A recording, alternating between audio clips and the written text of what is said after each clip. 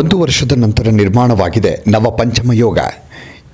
ಈ 3 ರಾಶಿಯವರಿಗೆ ಈ ಅವಧಿಯಲ್ಲಿ ನವಪಂಚಮ ಯೋಗದ ಅವಧಿಯಲ್ಲಿ ಕೆಲಸದಲ್ಲಿ ಪ್ರಮೋಷನ್ ಸಿಗುವ ಸಾಧ್ಯತೆ ಇದೆ. ವ್ಯಾಪಾರದಲ್ಲಿ ಉತ್ತಮ ಲಾಭ ದೊರಕಲಿದೆ. ಬದುಕಲ್ಲಿ ಉನ್ನತಿ ದೊರಕಲಿದೆ.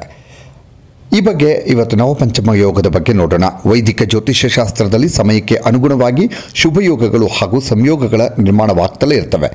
ಅದೇ ರೀತಿಯಲ್ಲಿ ಸೂರ್ಯ ಚಂದ್ರರ ಈ ಸಂಯೋಗವಾದಾಗ ನವಪಂಚಮ ಯೋಗ ರೂಪುಗೊಳ್ಳಲಿದೆ. ಈ ಯೋಗ ಕೆಲವು ರಾಶಿಯವರಿಗೆ ವ್ಯಾಪಾರ ಹಾಗೂ ಕೆಲಸದಲ್ಲಿ ಕೈತುಂಬ ಲಾಭ ಸಂಪಾದನೆ ಮಾಡುವಂತಹ ಅವಕಾಶವನ್ನು ಮಾಡಿಕೊಡುತ್ತೆ. ಹಾಗಾದರೆ ಆ ಅದೃಷ್ಟವಂತ ರಾಶಿಯವರು ಯಾರು ಮತ್ತು ಯಾವ ರೀತಿಯ ಲಾಭ ಈ ರಾಶಿಯವರಿಗೆ ಸಿಗಲಿದೆ ಅನ್ನೋದನ್ನು ನೋಡ್ತಾ ಹೋಗೋಣ. ಮೊದಲಿಗೆ ವೃಷಭ ರಾಶಿ.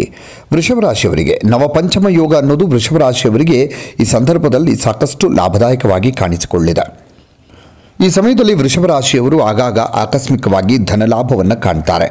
ಅದರಲ್ಲಿ ವಿಶೇಷವಾಗಿ ವಿದ್ಯಾರ್ಥಿಗಳಲ್ಲಿ ಯಾವುದಾದರೂ ಪ್ರತಿಷ್ಠಿತ ವಿದ್ಯಾಸಂಸ್ಥೆಗೆ ಎಂಟ್ರಿ ಪಡೆದುಕೊಳ್ಳುವಂತಹ ನಿರೀಕ್ಷೆ ಇದ್ದರೆ ಅವರಿಗೆ ಈ ಸಂದರ್ಭದಲ್ಲಿ ಗುಡ್ ನ್ಯೂಸ್ ಸಿಗಲಿದೆ, ಅಂದರೆ ಸೀಟ್ ಸಿಗತ್ತೆ. ಉದ್ಯೋಗ ಕ್ಷೇತ್ರದಲ್ಲಿರುವಂತಹ ಉದ್ಯೋಗಿಗಳು ಕೂಡ ತಮ್ಮ ಕೆಲಸದಿಂದ ಸಂತೃಪ್ತಿ ಹೊಂದಲಿದ್ದಾರೆ. ಹಾಗೆ ಅವರು ಮಾಡುವಂತಹ ಪರಿಶ್ರಮದ ಕಾರಣದಿಂದಾಗಿ ಪ್ರಮೋಷನನ್ನು ಕೂಡ ಪಡೆದುಕೊಳ್ಳಿದ್ದಾರೆ. ಈ ಸಂದರ್ಭದಲ್ಲಿ ವ್ಯಾಪಾರದಲ್ಲಿ ಟ್ರಾನ್ಸಾಕ್ಷನ್ ಹೆಚ್ಚಾಗುತ್ತೆ. ವೃಷಭ ರಾಶಿಯವರು ವ್ಯಾಪಾರಸ್ಥರಾಗಿದ್ದರೆ ಕೈತುಂಬ ಹಣ ಹರಿದು ಬರಲಿದೆ. ಈ ಸಂದರ್ಭದಲ್ಲಿ ನೀವು ಮಾಡುವಂಥ ಹೂಡಿಕೆಯಲ್ಲಿ ಕೈತುಂಬ ಲಾಭ ಸಂಪಾದನೆಯನ್ನು ಮಾಡೋದರಲ್ಲಿ ಯಾವುದೇ ಅನುಮಾನ ಇಲ್ಲ. ಅದರಲ್ಲಿ ವಿಶೇಷವಾಗಿ ಶೇರ್ ಮಾರ್ಕೆಟಲ್ಲಿ ಮಾಡುವಂಥ ಹೂಡಿಕೆ ಅತ್ಯಧಿಕ ಮಟ್ಟದಲ್ಲಿ ಲಾಭವನ್ನು ತಂದುಕೊಡುತ್ತೆ. ಅದರ ರಿಟರ್ನ್ಸ್ ಚೆನ್ನಾಗಿ ಬರುತ್ತೆ.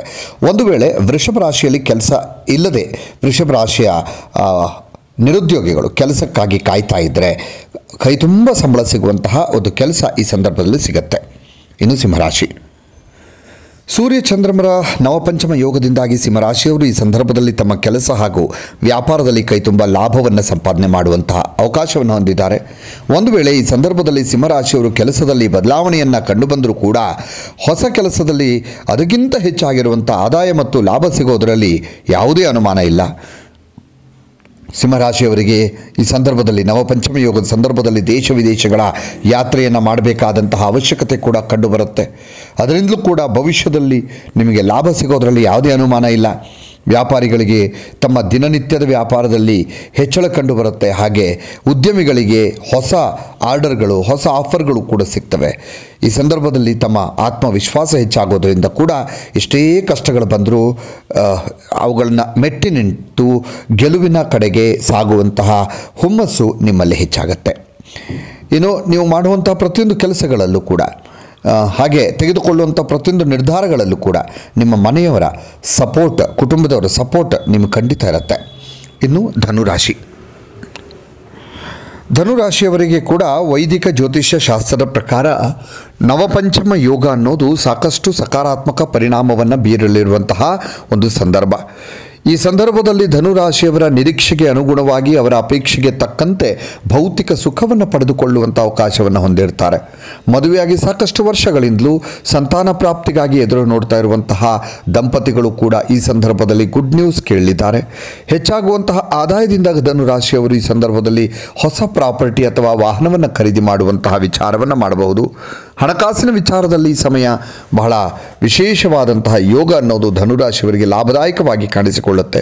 ಅದರಲ್ಲೂ ವಿಶೇಷವಾಗಿ ಭವಿಷ್ಯದಲ್ಲಿ ದೊಡ್ಡ ಮಟ್ಟದ ಸರ್ಕಾರಿ ಆಫೀಸರ್ ಆಗುವುದಕ್ಕೆ ತಯಾರಿ ನಡೆಸಿಕೊಳ್ತಾ ಇರುವಂತಹ ಸ್ಪರ್ಧಾತ್ಮಕ ಪರೀಕ್ಷೆಗಳನ್ನು ಎದುರಿಸ್ತಾ ಇರುವಂತಹ ವಿದ್ಯಾರ್ಥಿಗಳು ಕೂಡ ಈ ಸಂದರ್ಭದಲ್ಲಿ ತಮ್ಮ ಶೈಕ್ಷಣಿಕ ಕ್ಷೇತ್ರದ ವಿಚಾರದ ಬಗ್ಗೆ ಸ್ವಲ್ಪ ಮಟ್ಟಿಗೆ ಒಂದು ಗುಡ್ ನ್ಯೂಸ್ ಕೇಳುವಂಥ ಸಾಧ್ಯತೆ ಇದೆ. ಆದರೆ ಯಾವುದೇ ಕಾರಣಕ್ಕೂ ನೀವು ಪರೀಕ್ಷೆಗೆ ನಡೆಸ್ತಾ ಇರುವಂಥ ತಯಾರಿಯಲ್ಲಿ ಕೊರತೆಯನ್ನು ತೋರಿಸಬಾರದು. ಇನ್ನು ಧನುರಾಶಿಯವರು ಈ ಸಂದರ್ಭದಲ್ಲಿ ತಮ್ಮ ಉದ್ಯೋಗ ಕ್ಷೇತ್ರದಲ್ಲಿ ಕೂಡ ತಾವು ಮಾಡುವಂತಹ ಕೆಲಸದ ಶೈಲಿಯಲ್ಲಿ ಸ್ವಲ್ಪ ಮಟ್ಟಿಗೆ ಬದಲಾವಣೆಯನ್ನು ಮಾಡಿಕೊಳ್ಳಬಹುದಾಗಿದೆ. ಆದರೆ ಅದು ಖಂಡಿತವಾಗಿಯೂ ಅವರಿಗೆ ಲಾಭದಾಯಕದ ರೀತಿಯಲ್ಲಿ ಫಲಿತಾಂಶವನ್ನು ನೀಡುತ್ತೆ. ಧನುರಾಶಿಯವರು ಈ ಸಂದರ್ಭದಲ್ಲಿ ಸಾಕಷ್ಟು ಸಮಯಗಳಿಂದ ಮಾಡಬೇಕೆಂದುಕೊಂಡಿರುವಂತಹ ಕೆಲಸಗಳನ್ನು ಹಾಗೂ ತಮ್ಮ ಇಚ್ಛೆಗಳನ್ನು ಪೂರೈಸಿಕೊಳ್ಳುವಂತಹ ಸಾಧ್ಯತೆ ಕೂಡ ಈ ವಿಶೇಷವಾದಂತಹ ಯೋಗ ಕಲ್ಪಿಸಿಕೊಡ್ತಾ ಇದೆ. ಈ ನವಪಂಚಮ ಯೋಗ ಅನ್ನುವಂಥದ್ದು ಈ 3 ರಾಶಿಯವರಿಗೆ ಪದವಿ, ಪ್ರತಿಷ್ಠೆ ಎಲ್ಲವನ್ನ ಕೂಡ ನೀಡಲಿದೆ. ಇನ್ನಷ್ಟು ವಿಡಿಯೋಗಳಿಗಾಗಿ ಮೀಡಿಯಾ 18 ಕರ್ನಾಟಕ ಚಾನಲನ್ನು ಸಬ್ಸ್ಕ್ರೈಬ್ ಮಾಡಿ ಹಾಗೂ ಹೊಸ ವಿಡಿಯೋಗಳ ಅಪ್ಡೇಟ್ಗಳಿಗಾಗಿ ಬೆಲ್ ಐಕನ್ ಅನ್ನು ಕ್ಲಿಕ್ ಮಾಡಿ. Thank you.